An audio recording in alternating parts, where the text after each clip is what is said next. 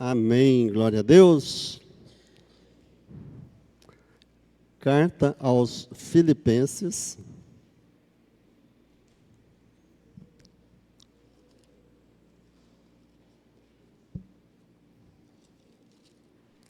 Capítulo 4, versículo 10. Diz assim a palavra do Senhor. A minha versão é a NVI, você acompanha na sua versão. Fiquei muito alegre no Senhor, porque agora, uma vez mais, renasceu o cuidado que vocês têm para mim. Na verdade, vocês já tinham esse cuidado antes, só que lhes faltava oportunidade. Digo isso não porque esteja necessitado, porque aprendi a viver contente em toda e qualquer situação. Sei o que é passar necessidade e sei também o que é ter em abundância.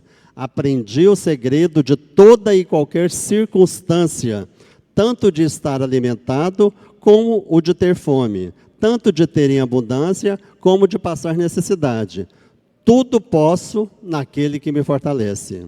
No entanto, 14. No entanto, vocês fizeram bem, associando-se comigo nas aflições. E como vocês, filipenses, sabem muito bem, no início da pregação do Evangelho, quando parti da Macedônia, nenhuma igreja se associou comigo nesta questão de dar e receber, exceto vocês somente. Porque até quando eu estava em Tessalônica, mais uma vez vocês mandaram o bastante para as minhas necessidades. Não que eu esteja pedindo ajuda, pois o que realmente me interessa é o fruto que aumente o crédito na conta de vocês. Recebi tudo e tenho tudo de sobra. Estou suprido desde que Epafrodito me entregou o que vocês me mandaram, que é uma oferta de aroma agradável, um sacrifício que Deus aceita e lhe agrada. E o meu Deus, segundo a sua riqueza em glória, há de suprir em Cristo Jesus tudo aquilo que vocês precisam. Amém? Glória a Deus. Feche os seus olhos. Pai, nós estamos reunidos na Tua casa mais uma vez, Senhor, e pedimos que o Teu Espírito Santo tenha liberdade nesta noite de falar ao nosso coração, Senhor. Que esta palavra que foi lida aqui, Pai, que ela não seja uma leitura, mas que ela seja uma chama viva a arder nos nossos corações. Que nós sejamos tocados pela Tua palavra, Senhor. Se conosco, nos abençoe e faça, Senhor, algo novo neste lugar, sobre as nossas vidas, sobre a Tua igreja, no nome de Jesus. Amém. Amém. Queridos, quando a gente lê essa epístola, esta carta de Filipenses, nós sempre lembramos da vida de Paulo. Quem foi Paulo, né? E os grandes momentos de aflição, de lutas que ele passou. Paulo, no ano 60 a 62, ele estava preso em Roma quando ele escreveu essas cartas. Quando nós lembramos desta prisão, ou a gente estuda sobre como era esta prisão em Roma, a gente vê que é um lugar totalmente desprovido de tudo. Não existia nada naquele lugar que fosse agradável, nada naquele lugar que pudesse trazer um sentimento de descanso. Quando a gente olha, tem algumas prisões que eles são nos porões que são colocados, que é um buraco onde as pessoas são enfiadas e acorrentadas lá dentro, e ficam ali, às vezes, amarradas com seus pés, com as suas mãos, e ali ela passa as suas necessidades, vontade de ir ao banheiro não tem, faz ali mesmo as coisas que precisa fazer, é um cheiro insuportável. Então, tudo isso a gente aprende através da história. Isso é só para a gente imaginar como Paulo estava. E ele estava lá neste lugar, né, numa destas prisões em Roma, e ele escrevendo as cartas ao povo de Filipos, ao povo de Efésios, ao povo de Colossenses, aos Tessalonicenses, ele preocupado com a igreja do Senhor. Ele estava preocupado, ele não estava preocupado com a sua necessidade.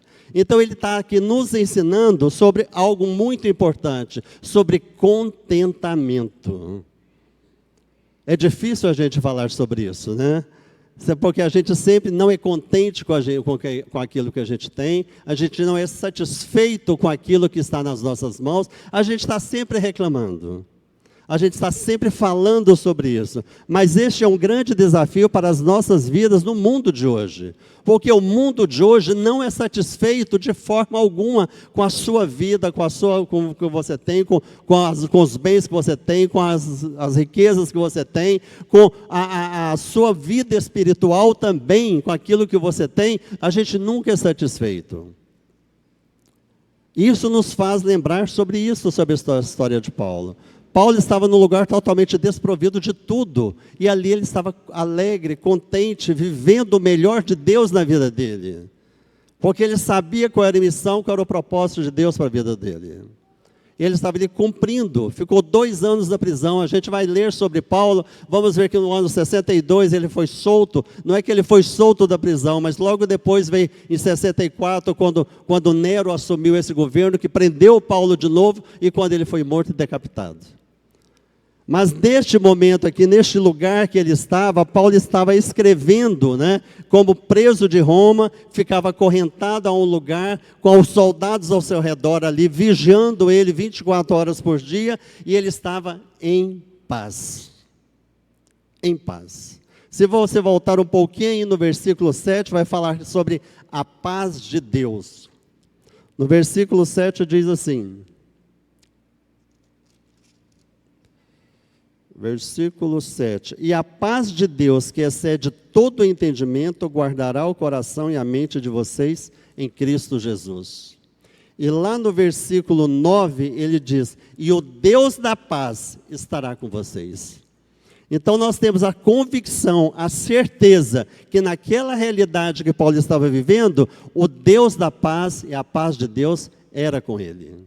Ele estava muito tranquilo, contente. Então nós temos que aprender que o contentamento na nossa vida é um aprendizado.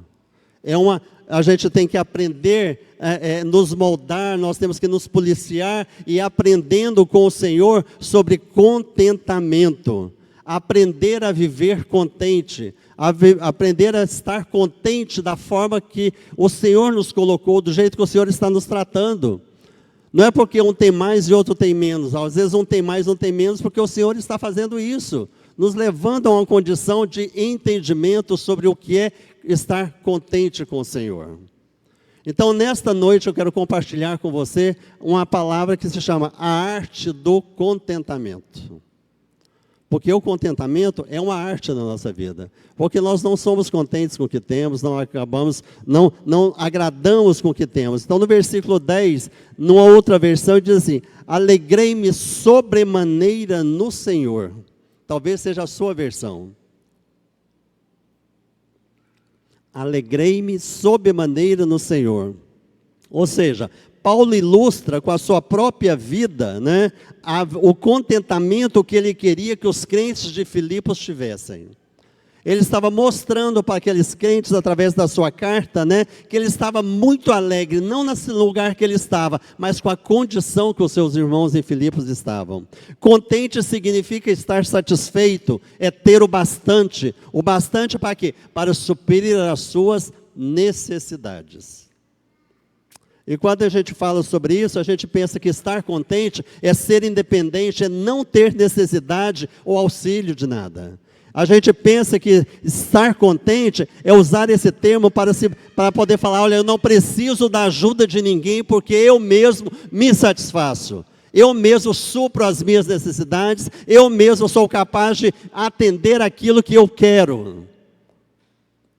Mas quando o Senhor vem falar para nós, se a gente for parafrasear tudo isso que Paulo estava vivendo, nós vamos falar que aprendi a ficar satisfeito, não propriamente por mim, mas suprido por Cristo, suprido por Jesus. É Jesus que supre as nossas necessidades, porque Jesus é o meu contentamento. Jesus é o contentamento, e contentamento, eles andam juntos. Quando eu estou com Jesus, eu sempre estou contente, porque eu sei que Ele é capaz de fazer infinitamente mais do que eu quero, do que eu penso, do que eu sou capaz de fazer. Ele é melhor do que tudo na minha vida. Porque quando a gente pega sobre contentamento nessa época, nós temos os gregos, da sua época, que eram os filósofos gregos, que na maior parte do seu tempo ficavam discursando sobre isso, sobre o que era contentamento. E Epiteto é um dos filósofos que falavam sobre isso, que ser contente é você não se importar com mais nada. Que o contentamento é quando você atinge um estado de espírito onde você não se importa com aquilo mais que acontece. Se você tiver uma xícara e ela cair no chão e se quebrar ou qualquer outra coisa, não se importe. Eu não me importo, então isso é contentamento.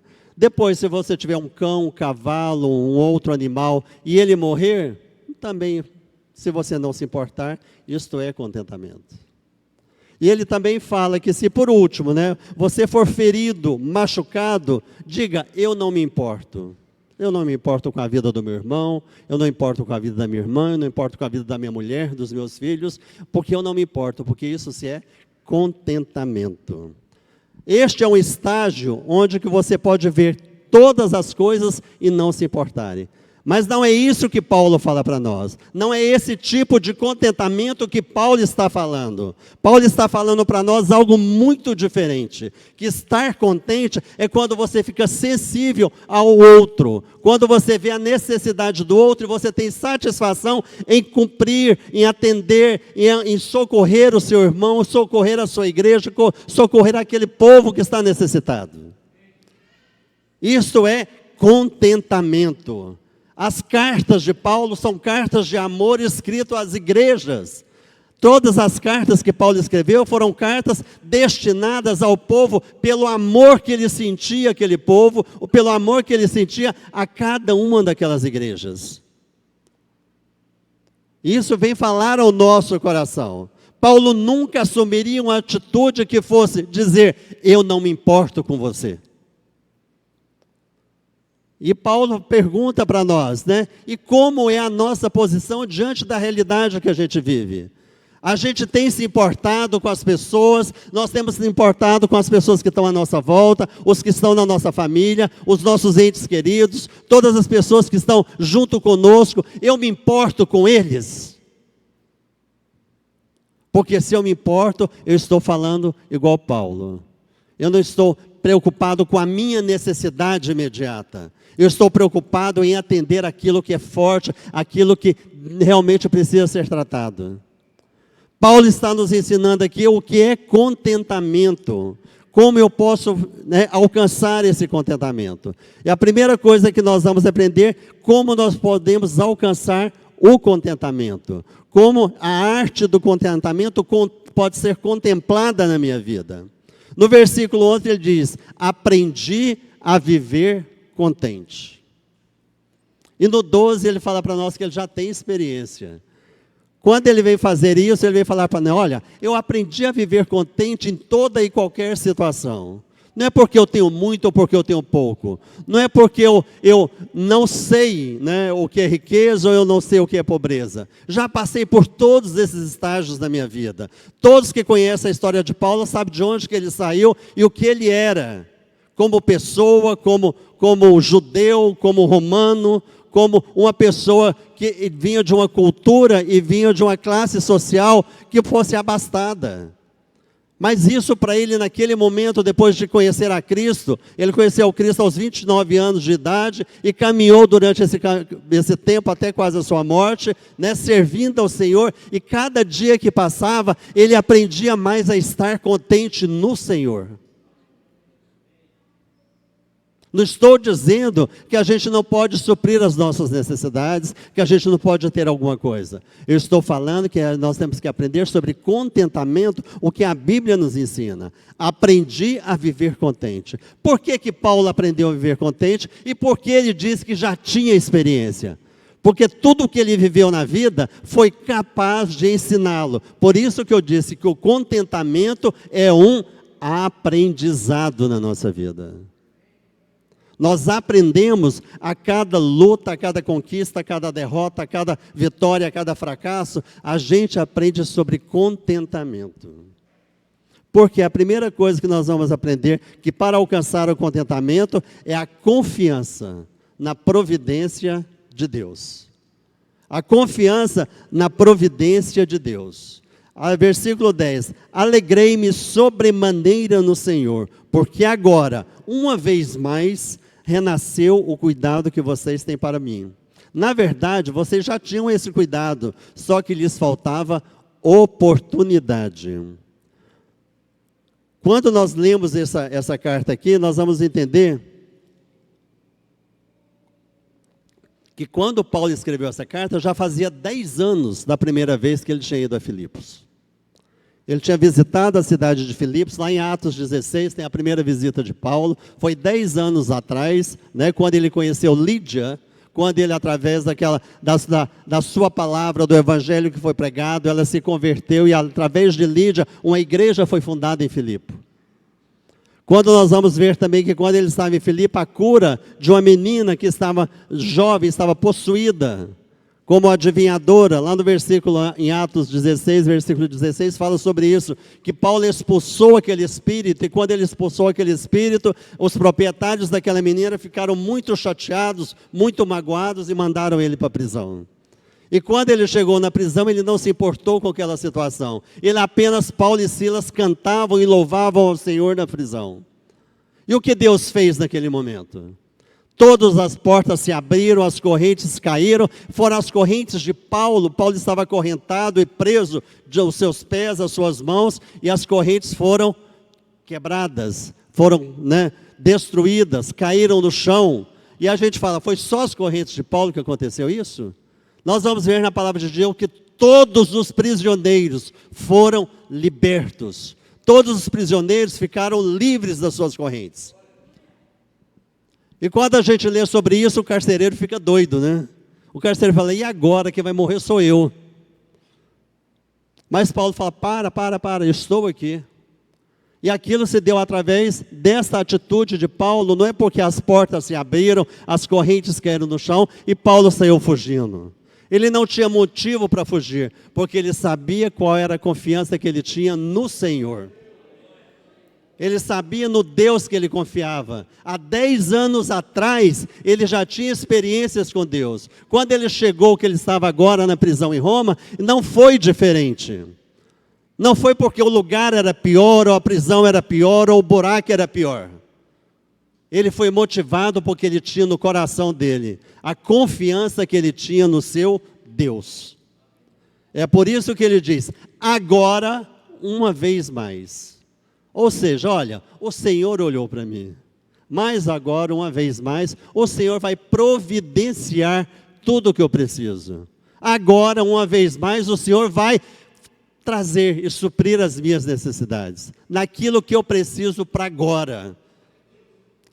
Então é isso que a gente entende quando ele recebe essa oferta de Filipos, do povo dos filipenses, que ele vai deixar bem claro que eles conseguiram sustentá-lo uma outra vez. E agora, uma vez mais, eles tiveram a oportunidade de estar contribuindo com aquilo que Deus estava fazendo.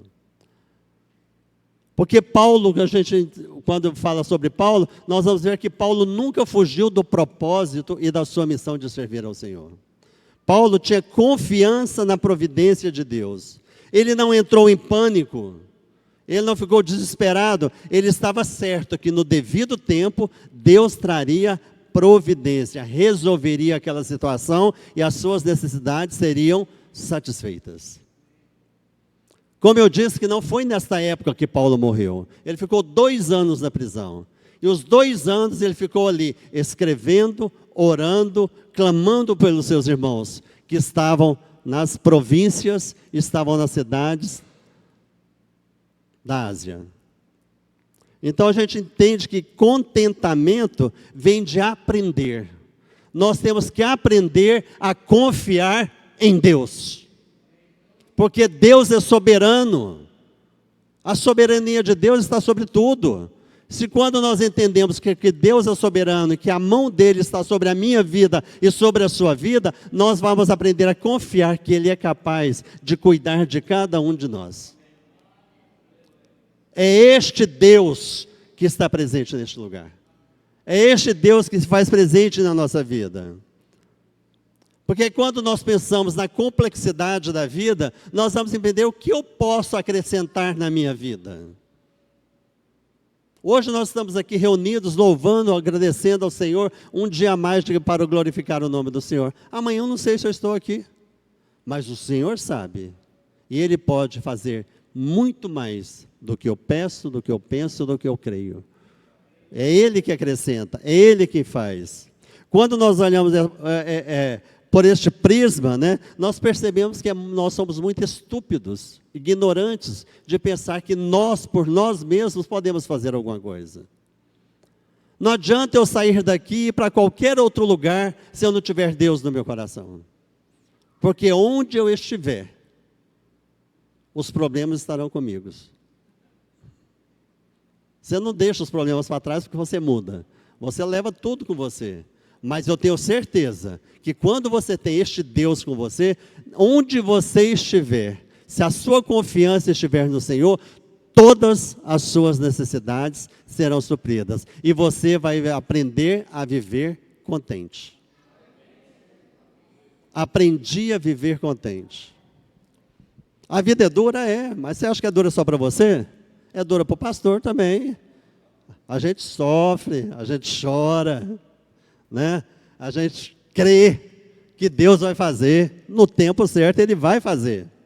Amém? Então, não importa o que eu faça, o que você faça, Deus vai agir com soberania, no tempo dEle, na hora dEle, para suprir as nossas necessidades.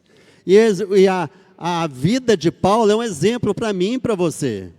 Porque ele está dizendo para nós, trabalhe o máximo que puder e fique contente por Deus estar no controle dos resultados. O trabalho é seu, o resultado é do Senhor. Você planta, mas quem manda é o Senhor que faz crescer e faz frutificar. Nós não fazemos nada se não tiver a mão de Deus nos abençoando. Nós não fazemos nada se Deus não for a nossa providência. E quando eu aprendo a confiar no Senhor, sabendo que Ele é suficiente para providenciar tudo o que eu preciso, eu aprendo também a ter satisfação. Satisfação com pouco. Amém? Todo mundo é satisfeito com pouco aí? Oh, ninguém deu um amém, hein?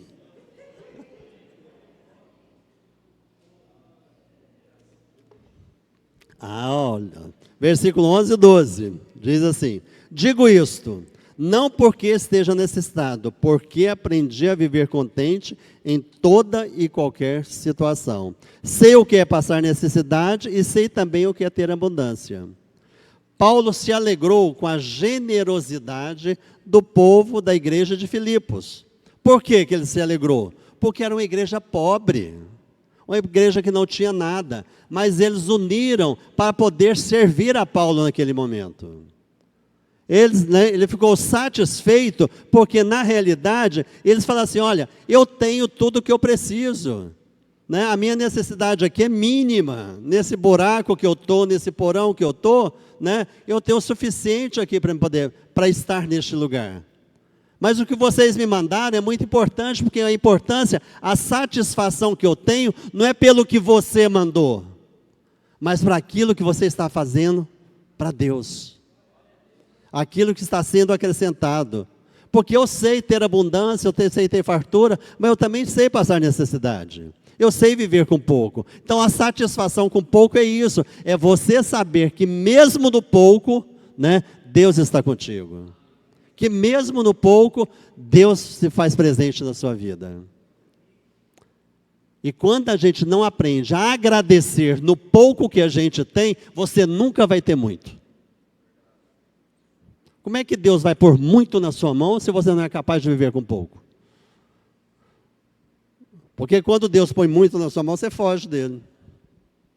Essa é a verdade. Do crente que não sabe valorizar, não aprende a viver contente com o Senhor. O contentamento vem de saber quem é o Senhor na sua vida. A satisfação vem dele. O que nós precisamos? Que as nossas necessidades sejam supridas. Nós precisamos de alimento, de vestimento, de abrigo e aumentar a nossa santidade com contentamento. Quando eu aumento o meu relacionamento com o Pai, eu aprendo, né, que Ele é muito melhor de tudo que eu tenho. Então nós devemos estar contentes porque temos o suficiente para a nossa vida. Ah, pastor, mas eu quero mais. Não estou falando que você não pode ter mais. Eu estou falando para você aprender a agradecer com o que você tem. A ser contente com o que você tem para você receber mais. Você não pode estar insatisfeito, reclamando do Senhor, não estar contente e não confiar naquilo que o Senhor está fazendo na sua vida. Quem sabe você está precisando de um tratamento do seu coração aí? Você largar de ser pão duro, largar de ser, né, para aprender a ser dizimista, para aprender a ser ofertante, para aprender a contribuir com aqueles que necessitam. Porque eu estava de preto hoje para dar tiro aqui nos outros. Bem, né? Existe um contraste muito grande, né, da postura do apóstolo Paulo com a atitude da cultura hoje, da realidade que nós temos. Paulo se doava para aquilo que ele estava fazendo. Nós temos mania de querer tudo para nós. Como eu disse, não é errado a gente querer. O errado é a gente querer não repartir. Querer só ter. Eu falo que Deus nunca dá nada para você se outras pessoas não estiverem envolvidas no processo. Deus só te abençoa porque a sua bênção que vem sobre você, ela vai ser repartida com aqueles que estão à sua volta. Se você quer dinheiro, o dinheiro vem para você, para que os que estão à sua volta possam usufruir também desta bênção sobre a sua vida. Então nós nunca recebemos nada de Deus só para nós. Já pensou se Deus fosse capaz de dar para cada um de nós um monte de coisa? A gente corria todo mundo um do outro. Falo que nem ver o pastor Cid, né? Deixa ele com o montinho dele lá, que eu vou ficar com o meu monte cá, né? Então as coisas não são desse jeito. A gente tem que aprender a viver contente, servindo, amando, acreditando que os nossos desejos, né, são as nossas necessidades. Os meus desejos se tornam necessidades quando o Senhor olha para os meus desejos e fala, vou abençoar. Vou derramar sobre a sua vida esse desejo que está no seu coração. Porque Deus pode tudo. Porque você aprendeu, né, que eu sou a sua confiança. Você aprendeu que eu sou a sua providência. Você aprendeu que é eu que sou soberano sobre a sua vida. Então você quer o quê? Um carro? Tá bom, vou te dar. É assim que Deus age. Deus nunca age, né, barganhando com você ou trocando alguma coisa com você. Deus, ele tem que ser a sua satisfação com aquilo que você tem. Seja satisfeito. Senhor, obrigado por esse arroz com feijão. Porque quando eu aprender a agradecer ao Senhor pelo pouco que eu tenho, Ele acaba me colocando sobre o muito. O muito vem sobre as nossas vidas. Muitos seguem uma direção contrária à direção que a gente prega na igreja, que Cristo é tudo na nossa vida. Muitos saem a uma direção contrária sobre esse mundo materialista. O mundo é materialista, a gente vivemos num mundo capitalista, materialista, que as pessoas correm atrás de bens, atrás de coisas. Coisas não são importantes, vidas são importantes. A sua vida é importante, a vida da sua esposa, a vida dos seus filhos, a vida da sua família. Então comece a preservar não só a sua vida, mas aqueles que estão à sua volta. Do seu trabalho, da sua escola. Você foi plantado no seu trabalho, na sua escola, para ser bênção. Onde você estiver, você vai ser bênção. Deus te chamou para ser bênção. Né, Jéssica? Lá na escola para ser bênção. Amanhã volta às aulas para ser bênção. Deus não nos dá apenas um emprego. Ele nos dá um emprego, mas Ele também nos dá uma responsabilidade. Que a gente possa fazer aquilo que Ele quer. Que a gente possa cumprir esse chamado. Da mesma forma que Paulo largou tudo para seguir a missão, para seguir o propósito do Senhor. E para poder a gente alcançar essa satisfação, viver essa plenitude, nós temos que aprender a superar as circunstâncias.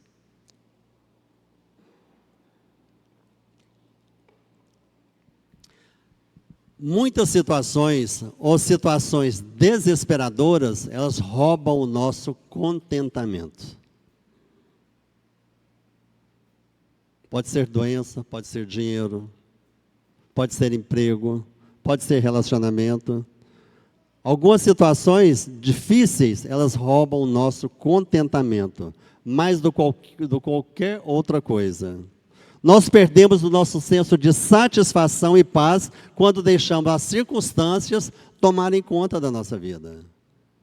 Quando, vem o problema, quando vem a luta, vem a dificuldade. Mas Paulo, da mesma forma que nós, ele nos ensina, porque ele era humano e ele sofreu por causa disso. Ele também sofreu dores, ele foi açoitado, ele sofreu, ele passou necessidade, ele passou lutas. Mas ele aprendeu algo diferente. Ele aprendeu a viver contente. Ele aprendeu. Então isso nos ensina que nós temos que aprender a viver contente.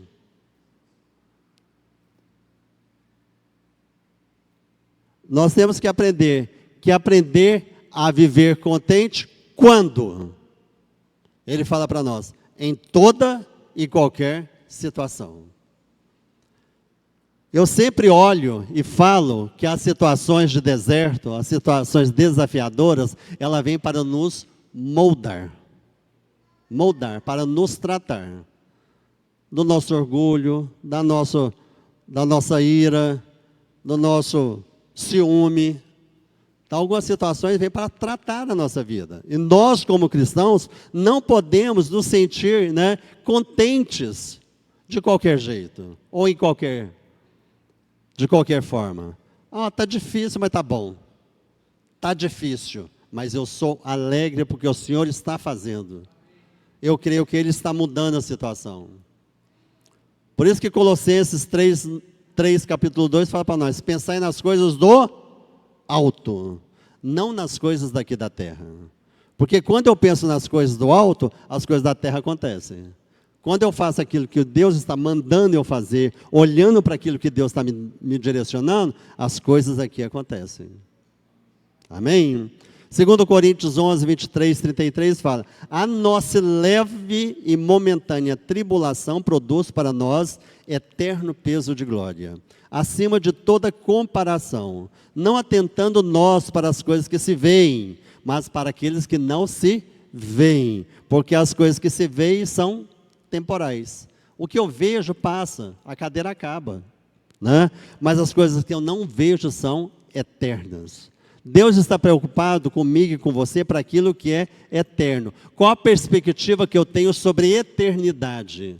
O que eu penso sobre eternidade? Como anda o meu coração, Eu aprendi a ser contente, porque existe uma eternidade na minha vida. Eu aprendi a ser contente, porque existe um Deus cuidando de mim e estaremos juntos nesta eternidade.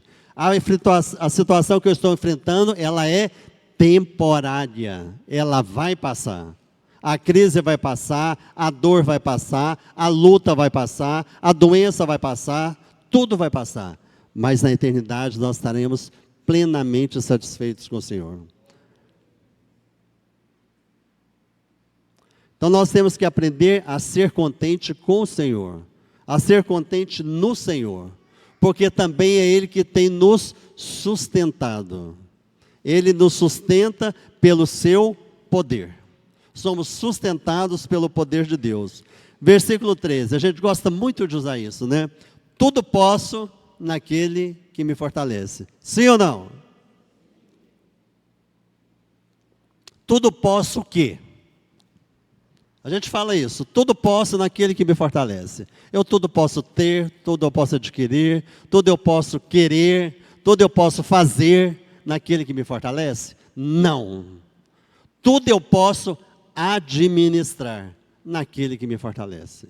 Tudo eu posso, porque Deus é a minha satisfação, Deus é a minha providência, Deus é a minha confiança, e é Ele que me fortalece. É este sentido que nós temos que ter, de circunstância terrena que nós podemos enfrentar qualquer situação, mas o Senhor tem nos fortalecido. Não é tudo que eu posso ter. Se você tiver tudo, você foge de Deus. Então, tudo posso naquele que me fortalece, porque é Ele que me vê na hora da minha angústia, na hora da minha dor, na hora da minha luta, é Ele que me fortalece. Por isso que Isaías fala para nós, que faz forte ao cansado e multiplica as forças ao que não tem nenhum vigor. Isaías 40, 29. Ou seja, tudo podemos em Deus, porque é Deus que supre as nossas necessidades. Se eu não aprender o que é necessidade na minha vida e achar que todos os meus desejos e prazeres estão para que Deus possa cumprir, você vai sofrer muito.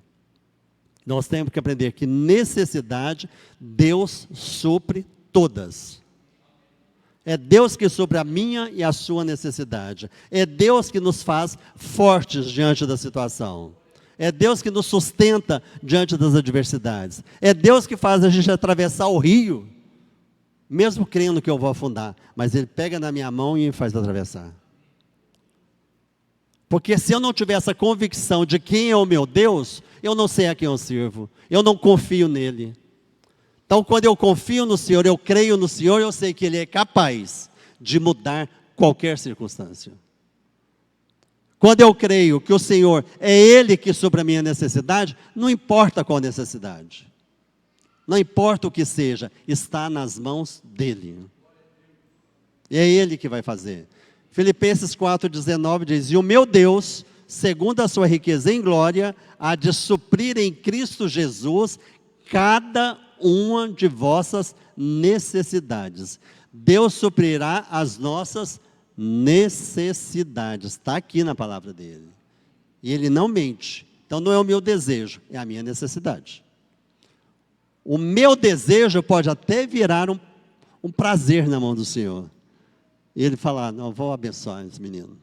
Vou abençoar essa menina com essa dor, vou tirar essa dor dela. Né, Delícia?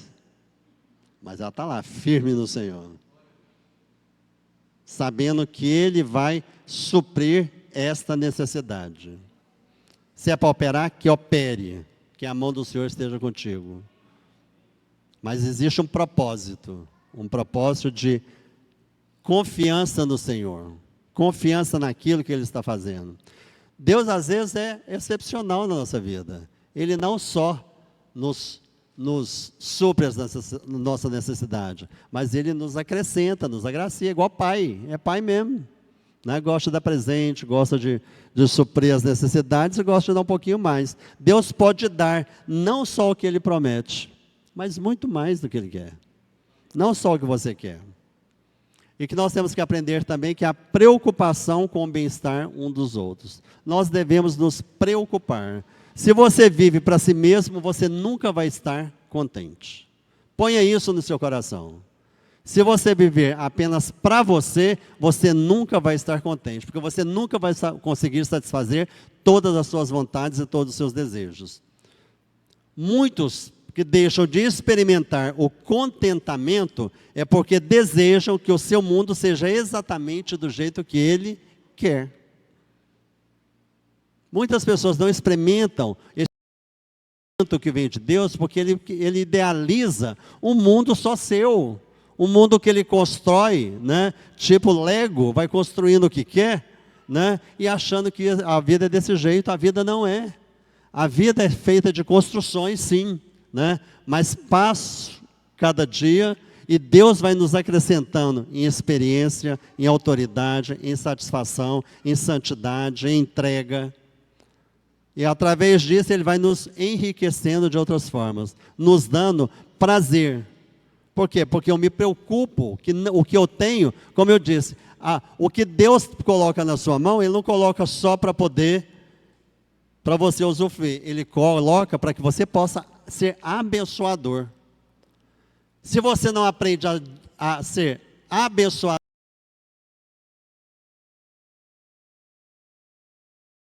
nunca vai te dar mais.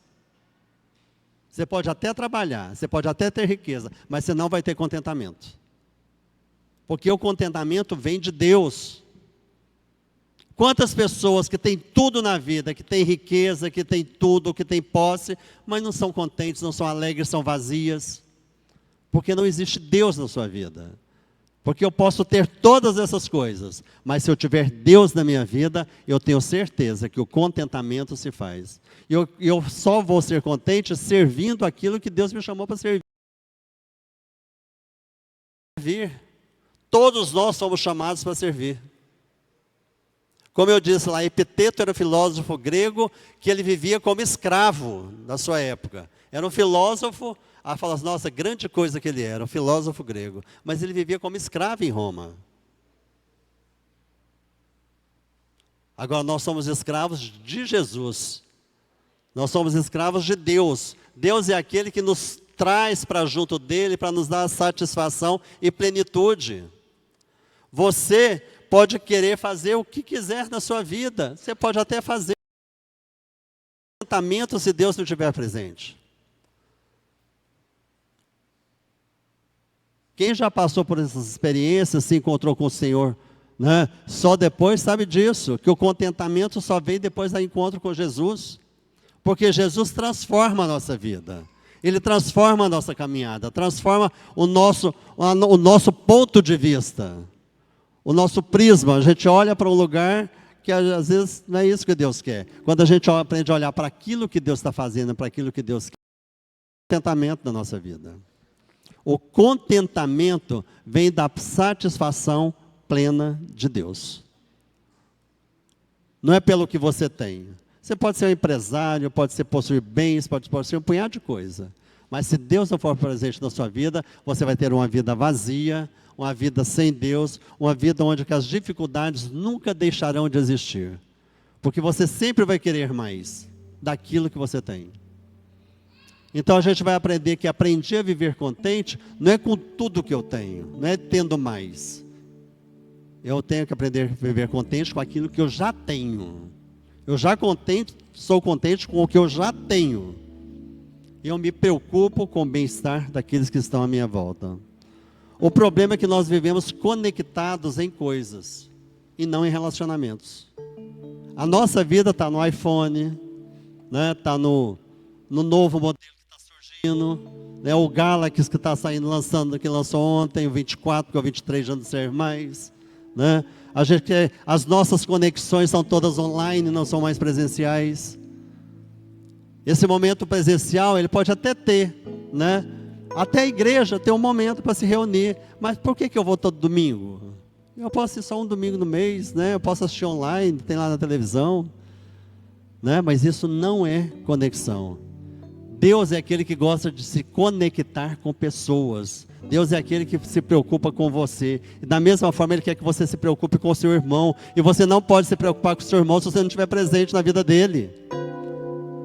Você tem que estar presente na vida do seu irmão para entender o que ele está passando, para você ter compaixão. Viver esta compaixão da mesma forma que Paulo vivia. Isso é sério, porque nós estamos deixando as pessoas, os relacionamentos, para poder sair correndo atrás de coisas.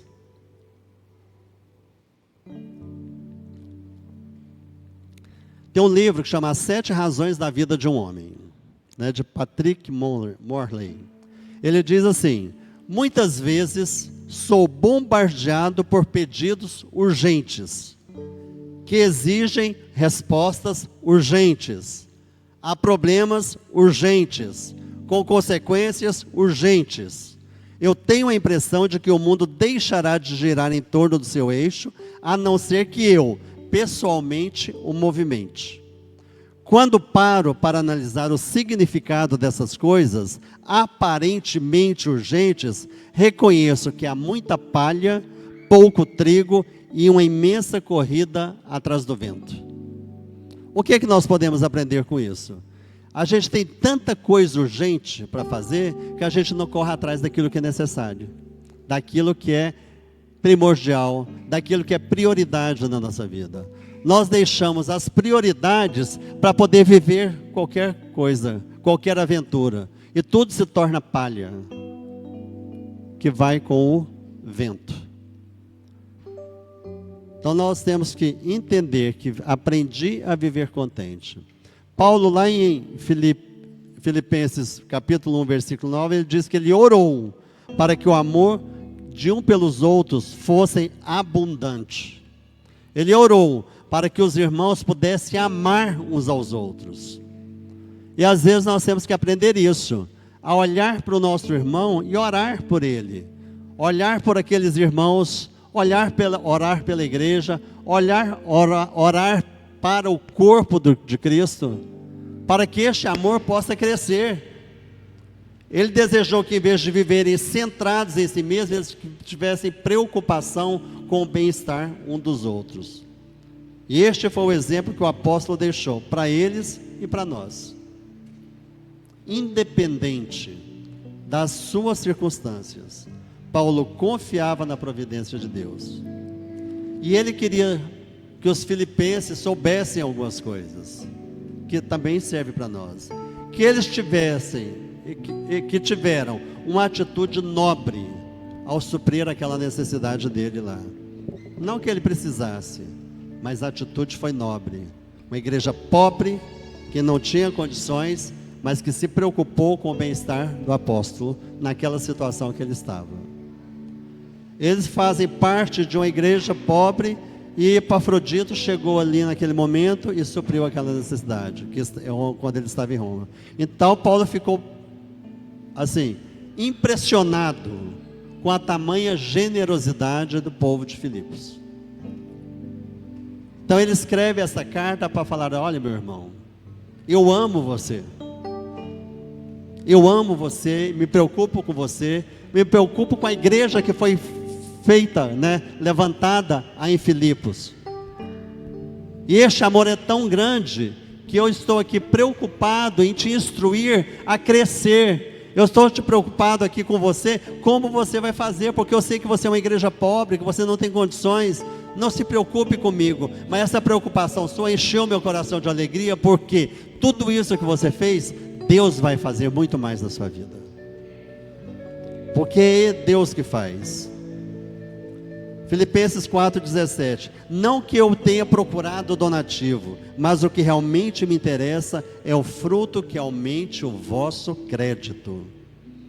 Paulo estava muito mais interessado no benefício espiritual que a igreja de Filipe, os irmãos de Filipe, os filipenses estavam recebendo, do que no donativo que ele estava recebendo, do que na oferta que ele estava recebendo. Ele ficou muito mais preocupado, e muito mais feliz com a bênção que estava sendo derramada sobre eles, do que com aquele ali que ele estava recebendo, porque ele estava contente em toda e qualquer situação. E a gente reclama tanto da vida, a gente reclama tanto das nossas relações, do que a gente tem.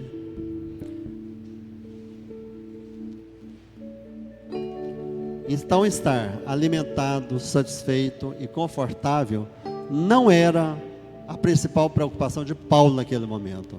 Paulo estava numa prisão, em um buraco, lançado dentro de um porão, em alguma cela, mas ele estava preocupado com os seus irmãos, que eles crescessem em maturidade, que eles crescessem em fé, que eles crescessem em atitude diante do Senhor, que eles não deixassem de crer em Jesus. Então isso é a preocupação. Provérbios 11:24 diz assim: uns dão com generosidade e têm cada vez mais, outros retêm mais do que é justo e acabam na pobreza. Reafirmando o que Paulo tem, a sua preocupação tem que ser com o outro. O que você tem não é só para você, não é para você reter. Dai e dar-se-vos-á, Lucas 6:38. Dai e dar-se-vos-á o quê? Boa medida, recalcada, transbordante. É isso que Deus tem para a sua vida. Amém? E 2 Coríntios: aquele que semeia pouco, pouco também ceifará. Então o maior desafio da nossa vida é vivê-la em plenitude. Você tem que viver aquilo que Deus tem para você. Deus tem uma vida plena para cada um de nós. Viver pleno é o desejo mais profundo da alma, da nossa alma. Mas como nós podemos viver ficando presos a coisas, ficando presos, enraigados a materiais, a bens, a coisas que nos prendem a este mundo?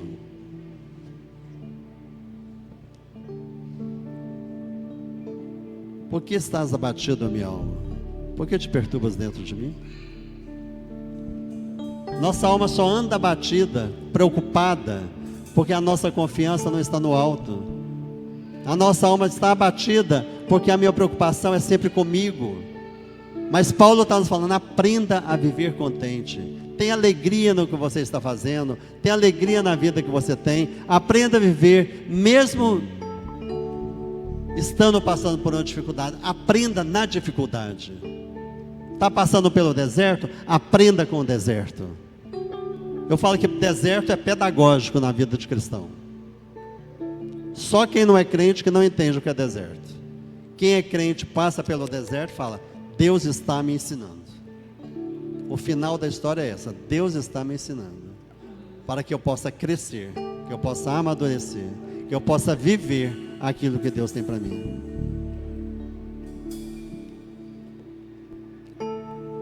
Tem muitos querendo alegria fora de Jesus. Jesus é a nossa alegria. A gente fala nisso, mas muitas vezes nós não cremos nisso. Se tornar alegria é você viver a sua plenitude. Que Jesus é aquele que vai te suprir, é aquele que vai trazer a providência. A sua necessidade está nas mãos dele. É ele que está olhando por você. A providência vem do alto. Está difícil, mas eu não largo Jesus. É esse Jesus que eu creio. Eclesiastes 2:25 fala que separado de Deus, quem pode comer? Ou quem pode alegrar-se? Não existe alegria se você estiver separado de Deus. Porque a nossa alegria está no Senhor. É Ele que nos faz alegre. Então a fonte de alegria de Paulo era esta: fiquei muito alegre no Senhor. Ou seja, aprendi a viver contente. E eu espero que nesta noite o Espírito Santo possa ter falado ao seu coração, possa continuar ministrando nesta noite esta verdade sobre aprendizado. Abra o seu coração para que ele possa tocar na sua vida. Abra o seu coração para que você possa aprender a valorizar aquilo que você tem, para você valorizar aquilo que você é. Você é um filho amado de Deus, você é um escolhido do Senhor. Ele trouxe você aqui neste lugar para falar, olha, eu amo você. A sua vida tem conserto sim, as suas dificuldades serão transportadas, as suas lutas serão vencidas, as suas necessidades serão supridas, porque sou eu que supro essas necessidades, sou eu que faço as coisas se transformarem, sou eu sou. É este eu sou que muda tudo, que trouxe luz ao mundo, que dissipou as trevas. É o eu sou. Eu sou capaz de mudar a sua vida. Então aprenda a viver contente. Alegre-se com o Senhor. Alegre-se no Senhor, porque Ele está aqui para poder falar isso para você, para que o seu coração seja tocado e mudado e possa se alegrar, que você possa acreditar que Deus está olhando para você, que Deus tem visto a sua luta e Ele não está alheio. Ele está olhando para você e fala, olha, eu estou aqui contigo. Você é um filho amado, querido do Senhor. Então para de viver meias verdades. Para de querer, olhar para mim e falar, olha Senhor, eu aprendi a viver contente, eu sei viver com um pouquinho. Mentira. Para de ser mentiroso. Olha para o Senhor e fala, Senhor, olha a minha necessidade, olha a minha dor, me conserta a minha vida, conserta o meu caráter, olha para dentro de mim e tira tudo aquilo que é ruim e joga fora. É isso que o Senhor tem que fazer. Me libertar das coisas que estão me prendendo. Se é vício, pornografia, se é dinheiro, o que for, que Deus possa tirar da sua vida, no nome de Jesus. Vamos ficar em pé?